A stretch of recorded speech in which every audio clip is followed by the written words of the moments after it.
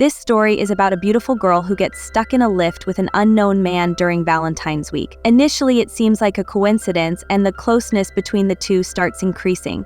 The girl also starts considering that man as a good person, and despite having a boyfriend, she gives everything to that unknown man. But as time passes, the situation starts changing, and the girl comes to know that getting stuck here was not a coincidence, but it was all a well-planned conspiracy of that man who did this heinous act to quench his thirst. Now, whether this girl will be able to escape from here alive or not, we will see in today's whole story. So, the story begins by showing a modern and beautiful girl named Jennifer, who is working in her office till late night because the office is going to be closed for the next 3 days. Valentine's week is about to start. So Jennifer goes to her office to stay in the elevator. She is very excited to surprise her boyfriend. She is going to New York, buy a flight to meet her boyfriend tonight. So she starts typing an email for him, but does not send it later because she wants to surprise him by meeting him personally.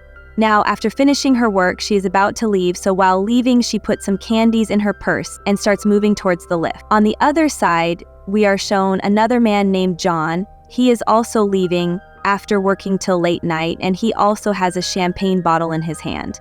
We see Jennifer, who has reached the lift, and she is on the 49th floor. Then John also joins the lift. Meanwhile, John tries to talk to Jennifer. Jennifer listens to him and gives some answers, but looking at her, it seems that she is not at all interested in talking to him. Then John shows Jennifer a drawing made on the wall of the lift.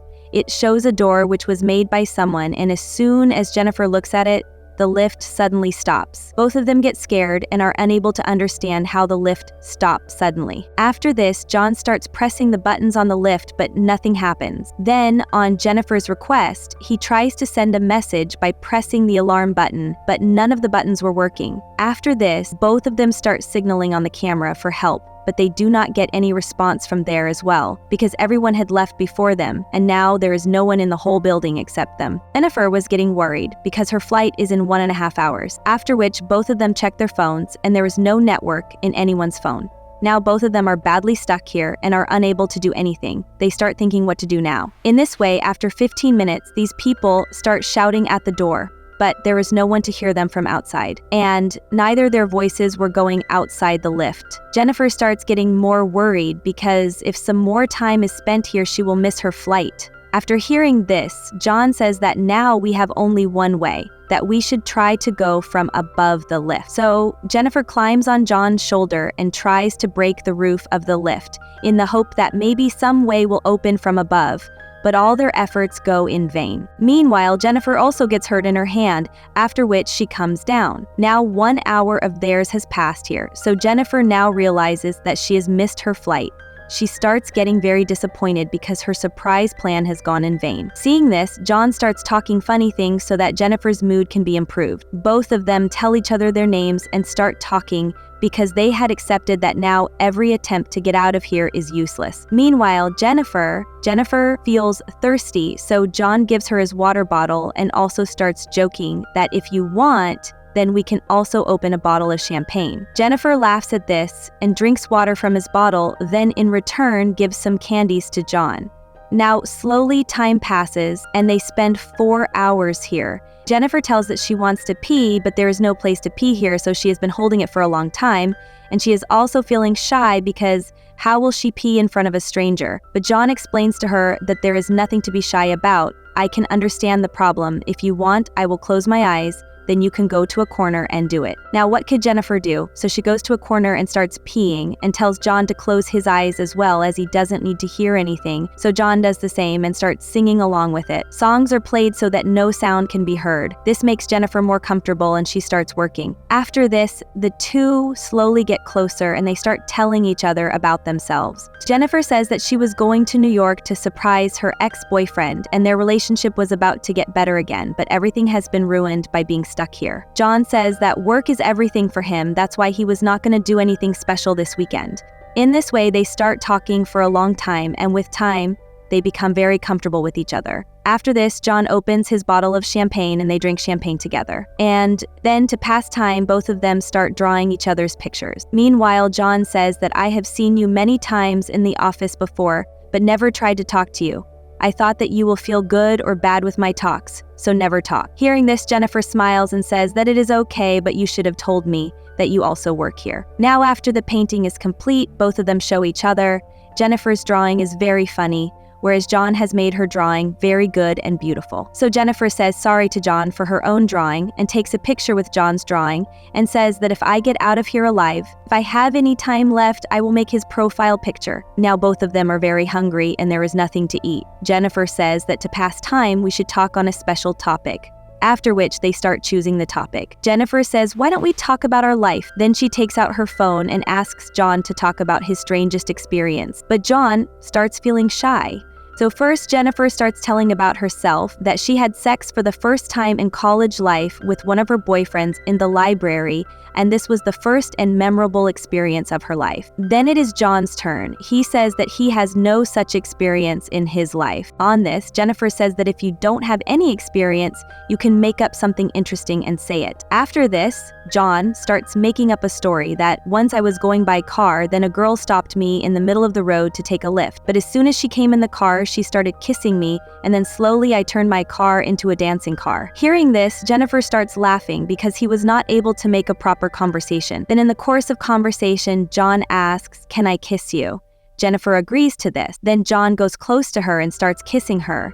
Meanwhile, they lose control and move forward. Both of them get very wet. After all this is over, John says that he has started loving her, but on this, Jennifer says that she still loves her ex-boyfriend, and when she will come out, she will go straight to him and everything will be normal between them again. So John says that he wants to take this relationship forward with her, but Jennifer does not want this and says that whatever happened between us was just casual and you should also accept this. Hearing this, John gets a little upset. He gets sad and says that I love you very much and will always be honest with you, but I have hidden a lot of things from you. You will feel very strange to know that I am not new here, but I have been working here for a long time, and I see you coming and going here every day. Then he shows his mobile to Jennifer, which has CCTV footage of Jennifer coming out of the office and some pictures from different places. Actually, John is the security guard of this building, and he used to see Jennifer here every day, and he knew about every activity of Jennifer.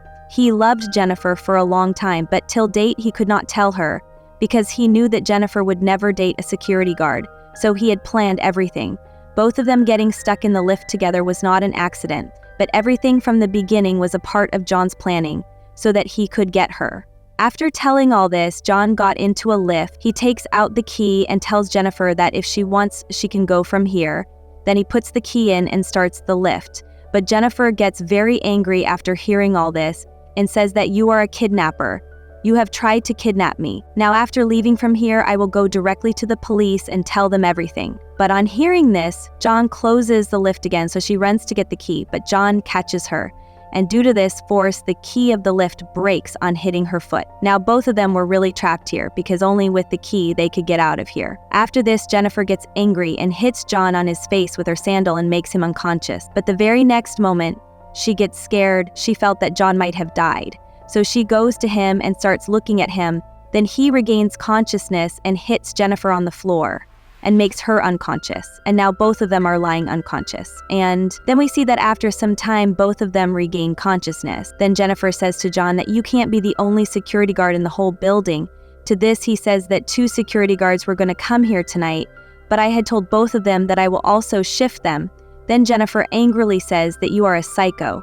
On hearing this, John becomes completely mad and starts vandalizing here and there like a psycho. Then he opens Jennifer's bag in which there is a shirt, which Jennifer was going to take for her boyfriend, but John wears this shirt and starts scaring her with his actions. Now there is another box too, so John asks to open that too. Inside that box there was a cigar and a lighter which Jennifer was probably taking for her boyfriend. But John sits there and starts smoking that cigar and starts scaring Jennifer like a psycho. Seeing this, Jennifer starts getting very scared and keeps sitting there quietly. Then after some time, John sees that there is a way out of every lift. There is no screw on top of this lift, so maybe there can be a way out. After which he climbs on top of the lift, and there he finds a way out. After finding the way, he tells Jennifer that he needs her help to climb up, but Jennifer did not trust him. So she says that I will not be able to lift you, so you let me go first, then I will reach there and pull you up. But he also does not trust Jennifer and refuses, because he thought that Jennifer will leave him there and go out and tell the police. But she talks to John softly and promises that she will not tell anything to the police after going out and after getting out of here. Both of them will make a new beginning. Now John trusts this, and he takes Jennifer up. After climbing up, Jennifer starts seeing the stairs. So John says, "Now pull me up too." But Jennifer deceives him and does not let him out. After this, she starts climbing the stairs attached to the lift and goes out. Seeing this, John gets very angry, but then he also makes a rope of clothes and comes out of the lift and starts going towards Jennifer through that staircase. On the other hand, Jennifer somehow goes ahead and is about to go out of a door. Then John quickly reaches there and pulls her from below, due to which both of them come down and fall back in the lift and faint there. After a while, when Jennifer regains consciousness, she starts burning some paper so that the fire alarm goes off and the fire department people come and save her. In the meantime, John also starts regaining consciousness, but Jennifer hits him and makes him fall down again, and then ties his hands with clothes. He starts shouting, but Jennifer takes a cigarette butt and is about to cut his baby corn. Seeing this, John gets scared. When John starts screaming for help, Jennifer stops seeing him in pain. After this, instead of doing so, she takes out her mobile phone and starts recording John's confession, in which he tells everything that how he tried to trap Jennifer in this lift by making plans one by one, and then he also tells about himself, that he was a jail inmate earlier and then came here and started working, so Jennifer started liking him. So to get Jennifer, he deliberately closed the lift. Now, after some time, we see that another security guard named Eddie comes to that building with his girlfriend and starts calling John and searching for him, because he knew that John would be in the building for the security shift on Valentine's weekend. But then he sees in the monitor that 2 people are trapped in the lift. Seeing this, he runs to help and tries to open the lift from outside, but the lift gets stuck a little above the floor. When the incident happened, Jennifer asks Eddie to help her, but as soon as Eddie goes to do something to bring the lift down, John comes and beats Jennifer and throws her out. After this, Eddie gives John another key so that he can start the lift again, but John says that the key is not working, so can you come inside and help? Hearing this, as soon as Eddie goes inside the lift to help, John starts the lift and catches his hand, due to which Eddie gets stuck there and is beaten very brutally. Jennifer starts screaming after seeing this, then John beats her too and makes her unconscious. Then we see that John picks up Jennifer and takes her to the trunk of a car and locks it. After this, he disposes of Eddie's body, and then after cleaning himself, he comes to the CCTV room wearing his security uniform and starts deleting all the footage there. Then Eddie's girlfriend comes there and asks John about Eddie. Then he says that he does not know, but as soon as when she starts leaving, John comes and kills her too and disposes of her body, so that no evidence remains against him. Now the only thing left was to kill Jennifer. So he takes the car to a deserted place and starts pouring petrol in a dustbin.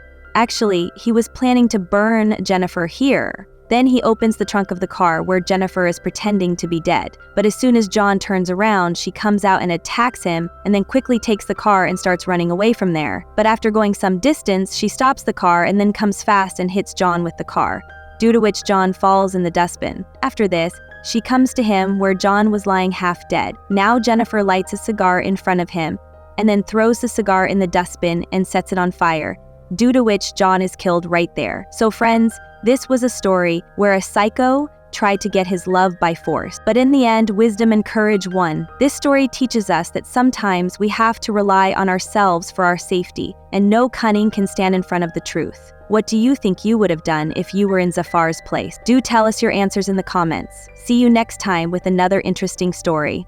Till then, if you ever meet a John in your life, explain to him that true love is not achieved by scaring, but by winning hearts. Hope you will like this story. See you with another interesting story. Thank you very much, friends, for watching the video. If you want to see more such videos, then click on this video here.